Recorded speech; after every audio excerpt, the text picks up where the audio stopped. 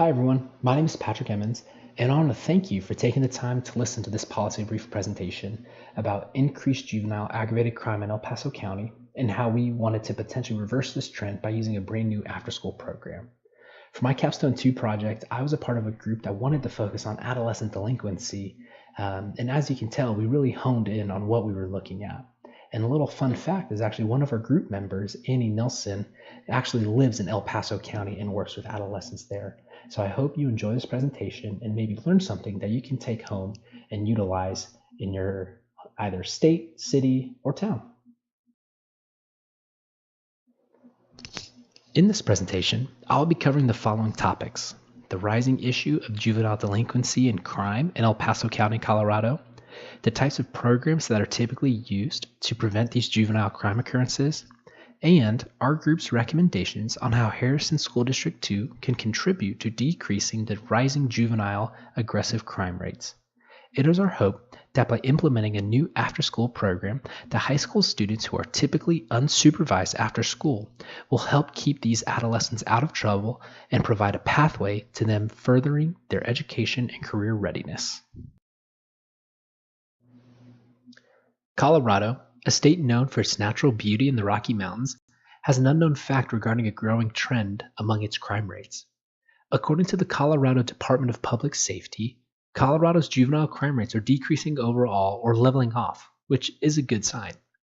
However, there is an unfortunate increase in more aggressive and violent crimes perpetrated among juveniles ages 10 to 17 years old.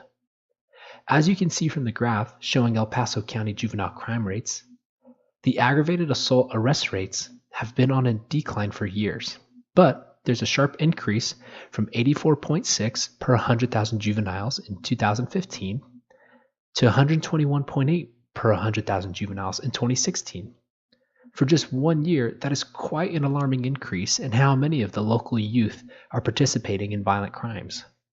Further, juvenile robberies are increasing and juvenile drug violations are only minimally decreasing. The Colorado Youth Detention Continuum, or the CYDC, works closely with juveniles in the justice system in the 4th Judicial District, which covers El Paso and Teller counties.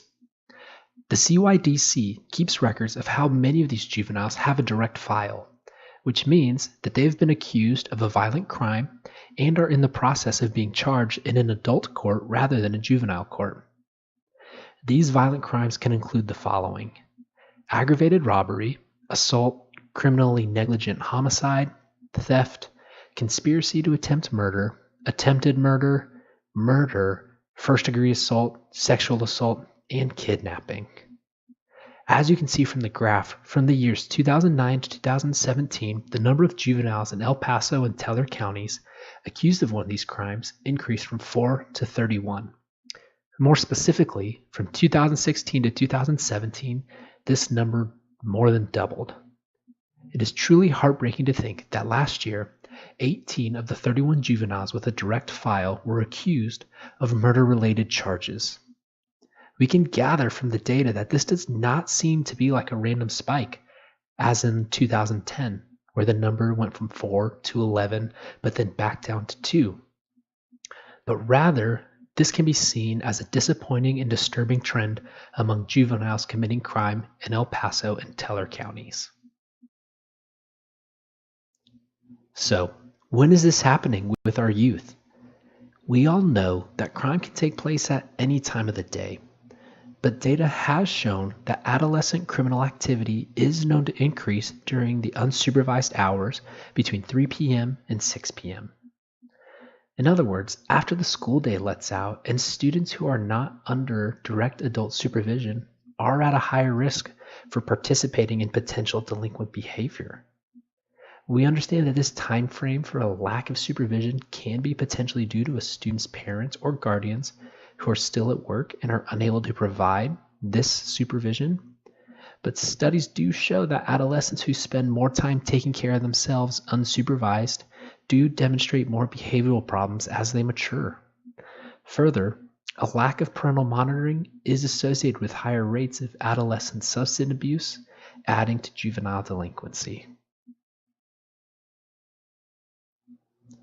Studies show that an increase in the severity of juvenile criminal behavior strongly correlates to increased school dropout rates. And juveniles participating in criminal behavior do have an 11% higher likelihood of dropping out.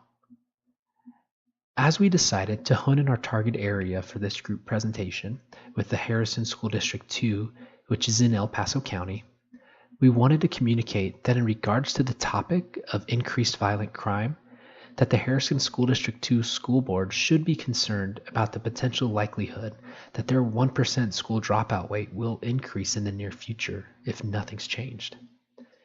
It is really simple logic that if a student drops out of school, their amount of unsupervised time increases. That therefore allows them more time to get caught up in delinquent behavior. Our group wanted to emphasize the importance that the reality is that if we continue to allow ample unsupervised time for our adolescents to participate in delinquent behavior without any additional alternatives, we will only be harming them and their futures.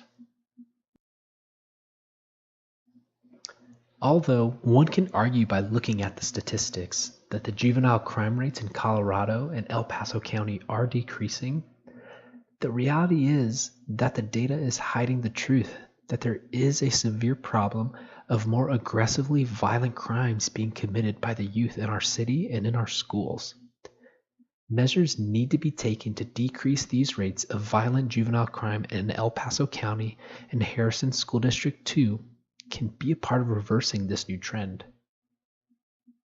We will now look at what measures and programs are currently being used to prevent an increase in unsupervised time, and yet how these measures are not reaching students who be considered the most at risk for juvenile crime. One way that schools can try to decrease students' criminal activity is by minimizing the amount of students' unsupervised time by using after-school programs. It has been found that with careful planning, a well-organized after-school program does have positive outcomes on academic performance, behavior, and school attendance when they're compared to their peers who do not participate in these after-school programs. Currently, after-school programs aim for high attendance rates and with a large amount of students attending. But research actually shows that a large program size does not always equal a quality program, and it actually may attribute to increased rates of delinquency and victimization.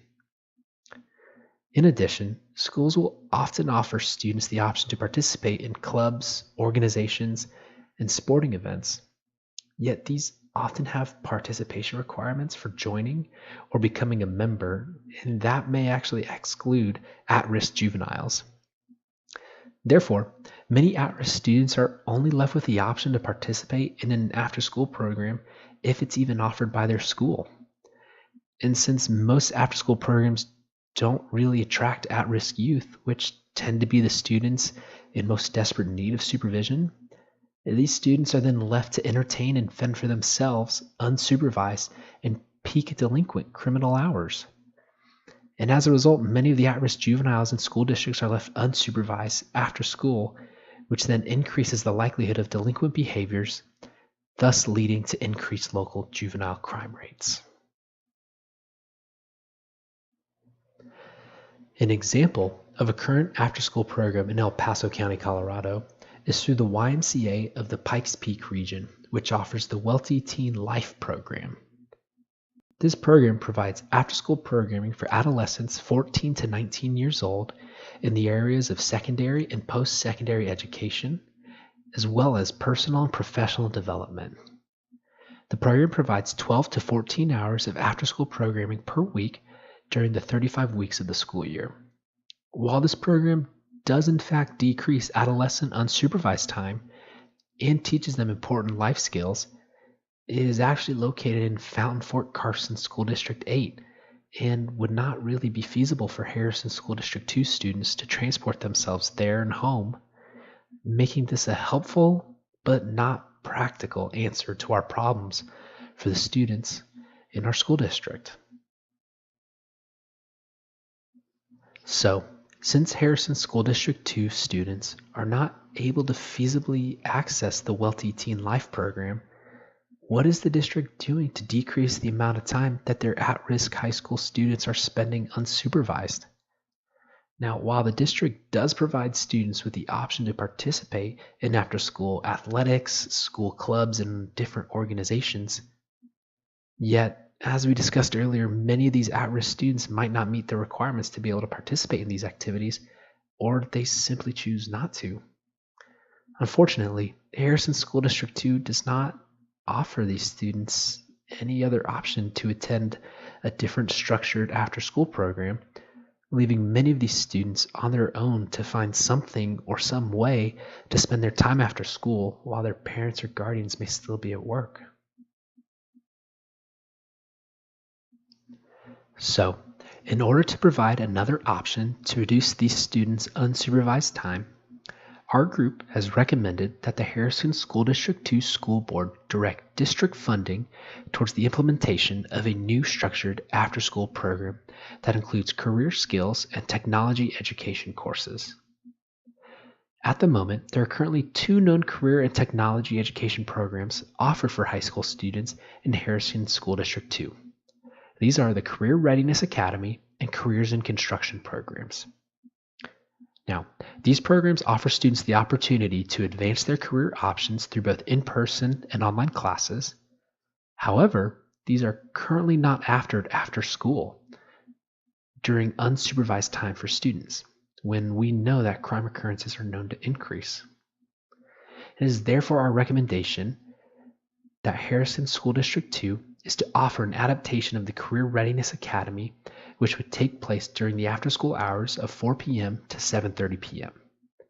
This adaptation would still collaborate with the current Career Readiness Academy community partners for instruction, because with community collaboration, studies have shown that there's a greater opportunity for adolescents' positive development.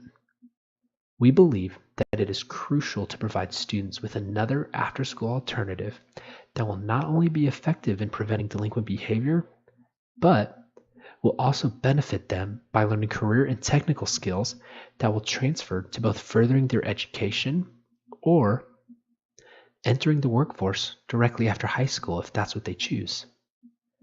Now, studies have shown that when career and technology education courses are offered at high schools, it actually positively affects the amount of time students stay in school, which increases high school graduation rates for juvenile delinquents. Harrison School District 2 is currently helping possible juvenile delinquents by offering the Career Readiness Academy, but in fact, it can help increase their effectiveness by extending it into the after-school hours for additional at-risk students. It is crucial for any after-school program to include activities that at-risk high school students would be interested in, as most after-school programs are not effective at reaching these students. Our group believes that by utilizing the Career Readiness Academy courses of cyber technology and automotive technology, this new after-school program alternative will spike the interest of these at-risk students and will promote skill development that will translate to any specific field. The program would ideally be held at Sierra High School, as they are already equipped for the Career Readiness Academy courses. Bus transportation would be provided for students coming from other district high schools to Sierra High School for a program start time of 4 p.m. Now, if there are not many students coming from one particular school, these students could be provided donated city bus passes to get from one school to the other to minimize transportation costs. Or we could potentially reach out and develop an agreement with ride-sharing companies such as Uber or Lyft to potentially donate free rides to students coming from high schools to Sierra High School from 3:30 p.m. to 4 p.m. This program will consist of staff working in small groups to focus on individual youth needs, which actually minimizes delinquency. As far as the schedule breakdown goes, 3 nights of the week, students will learn about their specific course of either cybersecurity technology or automotive technology. Evening instructors will be found through their current Career Readiness Academy partners for these 2 courses. Now, in order to enhance job marketability, community volunteers will also teach personal and professional development courses the remaining 2 evenings. These will include topics such as money management, resume writing, interview skills, career exploration, and public speaking. Finally, from 7 p.m. to 7:30 p.m., students will be provided a meal before being provided transportation back home if needed. In our opinion as a group, a free dinner would be essential and beneficial to these students, as Harrison School District 2 traditional high school students have a free or reduced lunch rate between 75 and 78%. While this program is open to all, we are primarily hoping that the majority of students involved will be those who are at risk for adolescent delinquency due to the amount of time that they spend unsupervised.